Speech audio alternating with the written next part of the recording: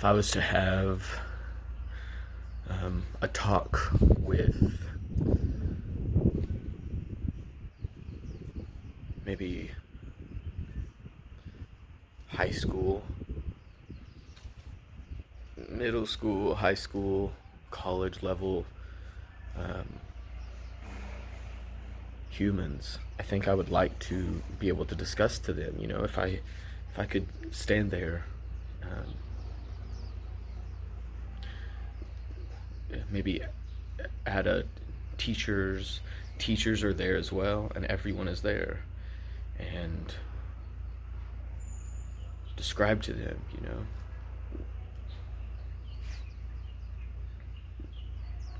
I'm gonna tell the truth, and I'm willing to tell you out of love that the teachers and adults in the room around them that are helping them are doing it for money in order to benefit themselves, and that that's okay. It's not a bad thing.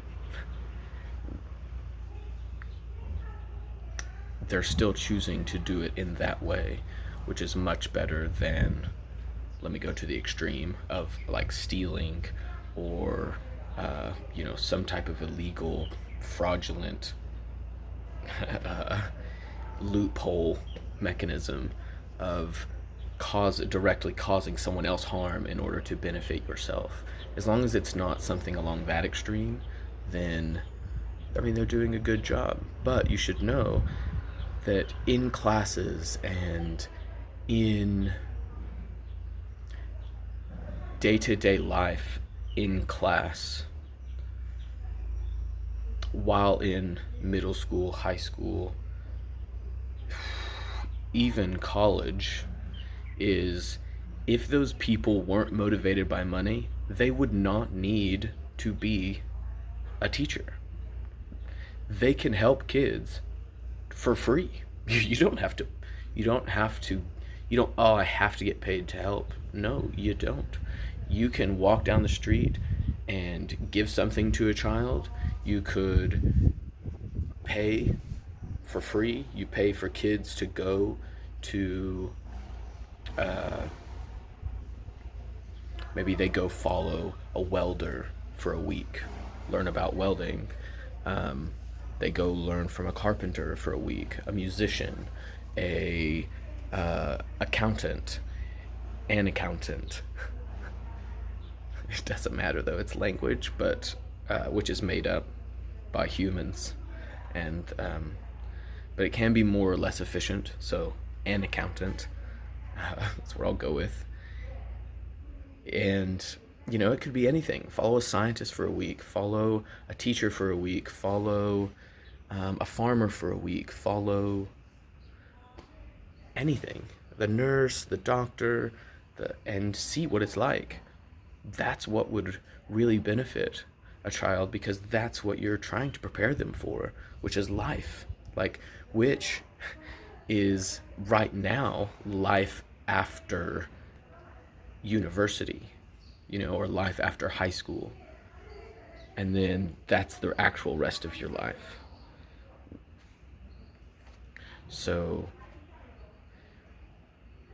what do they do now? If you're a younger person listening to this, should you learn mathematics, history, science, English, foreign language, cultural events, technology, agriculture, art class, whatever class it is? Should you learn those things about life?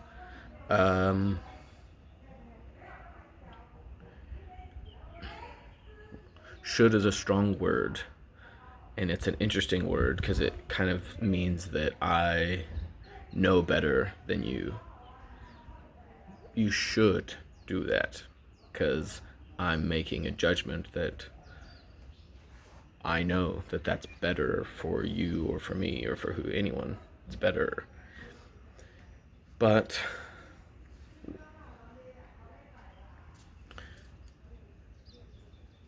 ultimately, it helps my life, and that's all I can say. I think that it helps my life by knowing more about finances, about, accounting, mathematics, music, anything. There's so many things, everything. I'm really interested about everything, just to varying degrees. There's a spectrum to it, but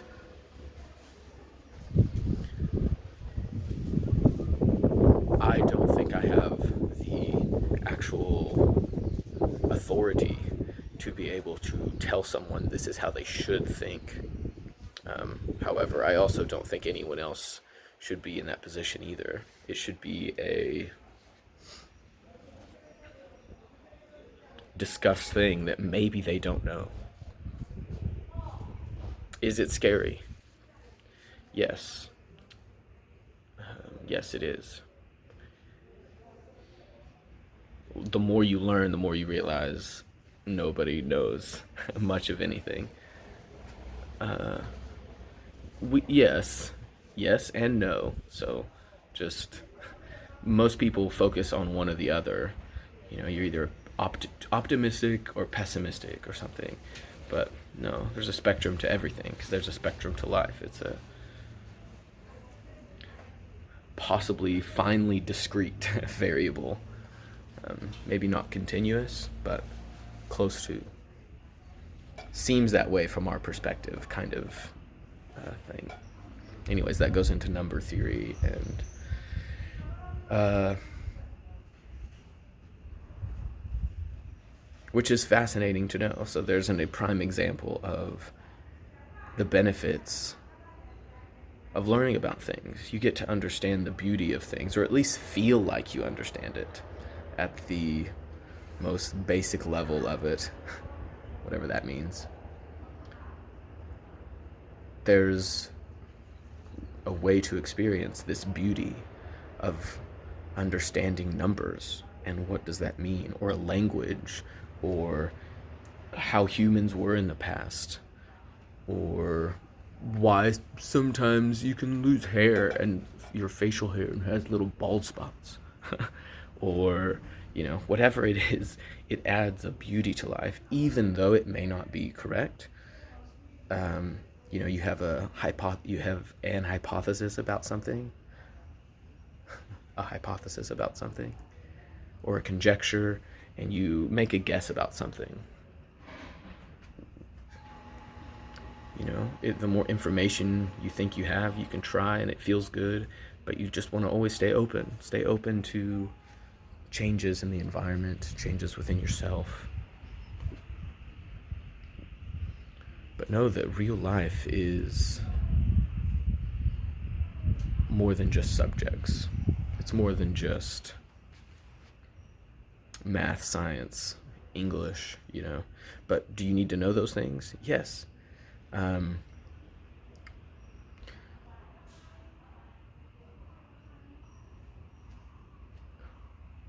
Learning about languages and learning about science and learning about mathematics and learning about art and learning about music and learning about agriculture and learning about philosophy, history, whatever, is all about the same thing.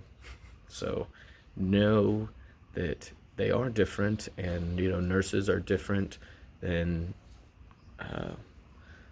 truck driver, but it's all a part of this one grouping, this one set.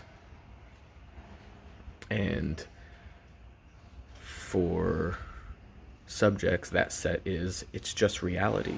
It's just life, history, math, science. We're just talking about different ways to view and categorize reality. While the differences between a nurse and a truck driver is they're trying to enjoy their experience while benefiting monetarily. And that benefiting monetarily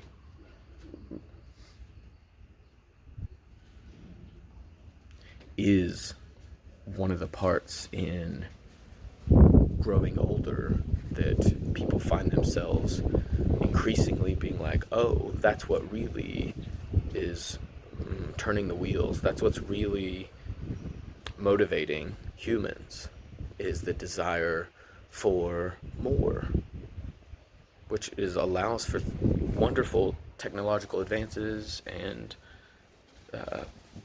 so much more openness as a society, and less hatred, less violence. Currently, not saying that's always like that, but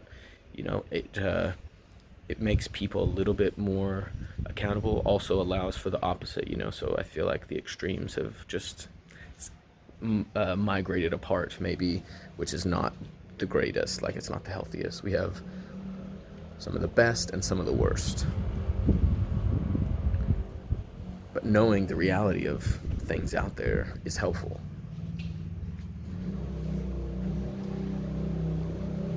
So I guess my recommendation to younger people at the moment, right? I'm only 31, about to be 32. My advice to someone who's about half my age, supposedly somewhere around there, is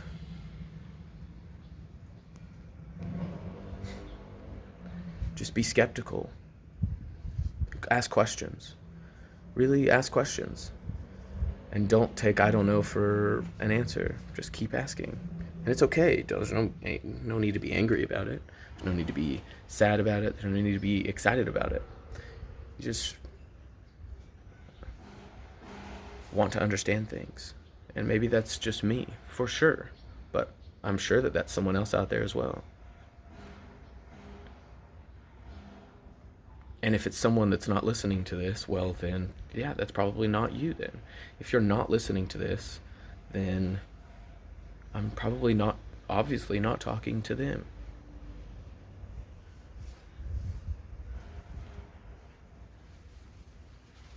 Life is what you make of it. I would tell them that. But these won't, it's not going to mean anything at that point, and that's okay. It doesn't have to.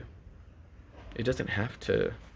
They don't have to really understand it. The younger person doesn't have to understand it. It's okay. Be skeptical of everything, me included. Be skeptical of watching this. Be skeptical. Ask questions. It helps me, if anything. Sorry, but I am selfish in that way, and it does benefit me the more people tell me that I'm wrong in a certain way. They may not be correct, but guess what? That's a data point in my mind that I know that person thinks I'm X. Something that's like, okay, plot that. All right. Oh, that person also thought that I was X. Okay. This person thought I was X and Y. Oh my. Okay. Or something. And it helps me. So I am being selfish in that way. But you also have to sacrifice something in order to be selfish, or in order to get what you want, which is for you. So it's selfish. But you have to sacrifice something. And my sacrifice there, for example, would be humiliation or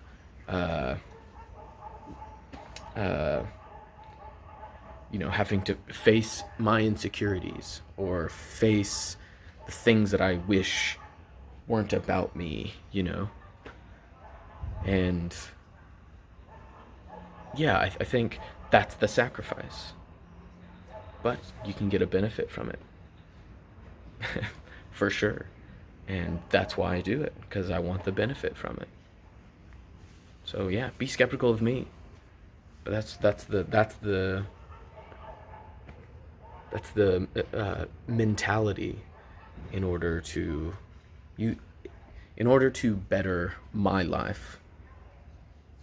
But it's not for everyone, and I also realize that.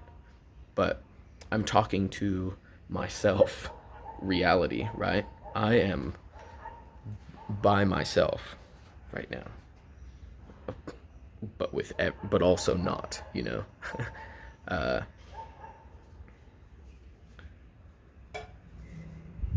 but I'm discussing this with my past self and to anyone out there that would want to listen or benefit from this.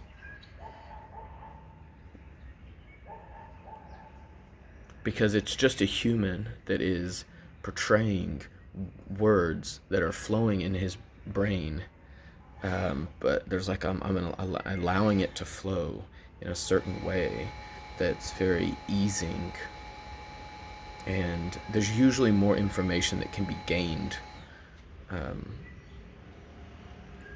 when your experience has a person who is letting it flow. Experience. I crisscrossed my words there, or my thoughts, and got lost in the mix. What I'm trying to say is, when someone lets words just flow from their brain, their thoughts, their habits, their, much like when playing music and improvising, and you just let it, and you let the mistakes come, it's okay. That's where you create new ideas. You find these new patterns. You find the new patterns by allowing your thoughts to just flow. But you have to sacrifice something, and the sacrifice is you're sacrificing sounding stupid sometimes, or you're sacrificing being wrong sometimes, or you're many times. Or making a fool of yourself, or whatever those mean, feeling like you did something that you didn't want to do, or something, I don't know. But it's creativity, and you have to allow for the downs and the sacrifices just as much as the benefits.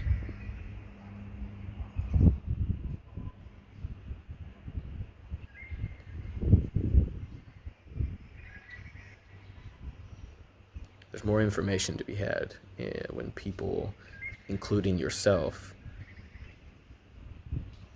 just allow thoughts and feelings to flow.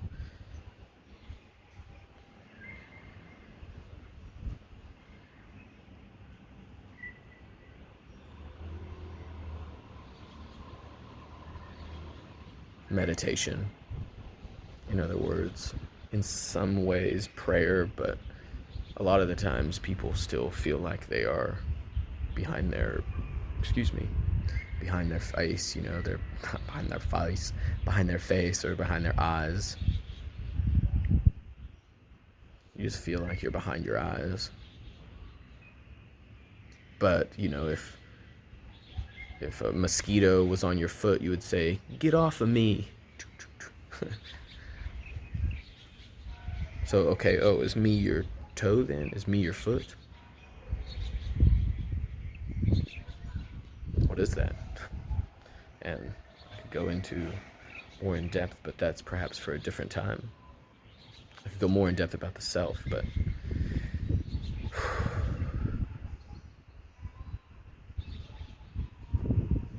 ultimately,